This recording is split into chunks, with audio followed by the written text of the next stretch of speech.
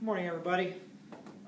What I have up here for today is an explanation of Newton's second law.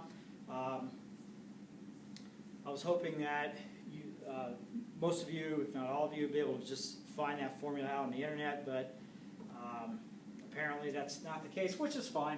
So now, I want you to know that there are guided notes for you that I just posted on Google Classroom in the last probably 10 minutes or so 600 seconds. And basically, that's a script of what I'm going to show you here on the board today with this video.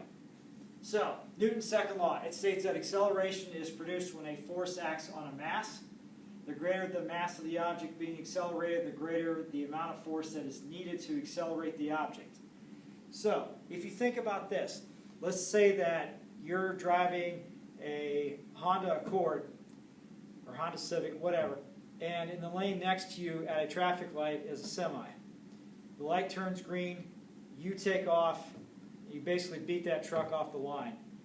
Not hard to do because the mass of your vehicle is so much less than the mass of that semi, and it takes a lot more force to accelerate that semi than it does your car.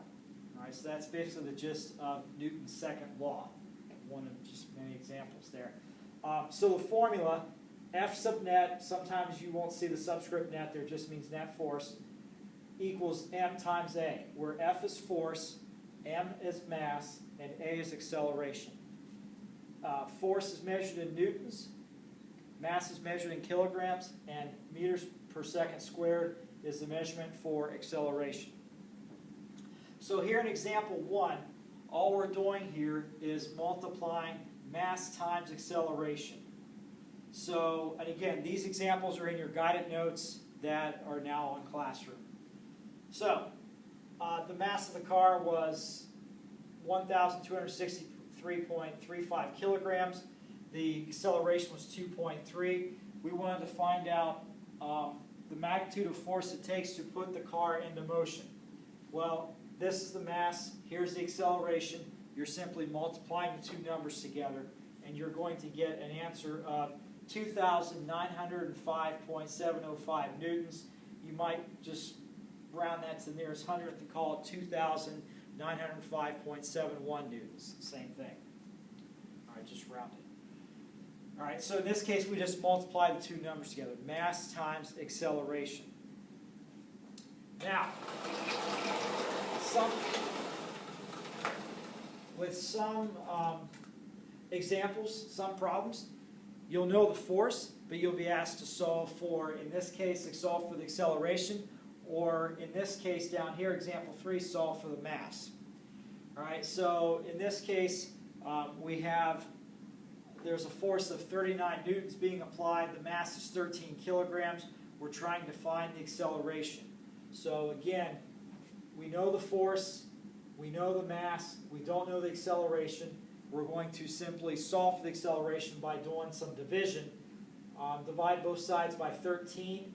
39 divided by 13 comes out to be a nice round number of 3 meters per second squared.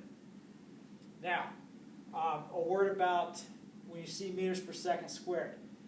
If it was just 3 meters per second, that's indicating a speed or velocity, depending on whether or not we know the direction. In this case, we're talking about accelerations, meters per second squared. That does not mean that this becomes 9 because you square this 3. That's not what it means at all. This is just indicating that this is an acceleration quantity as opposed to if we had something like this, 3 meters per second. This is a, and we got a direction in there, east. All right, this is a velocity quantity. I don't know how well you can see that. It's 3 meters per second, comma, east.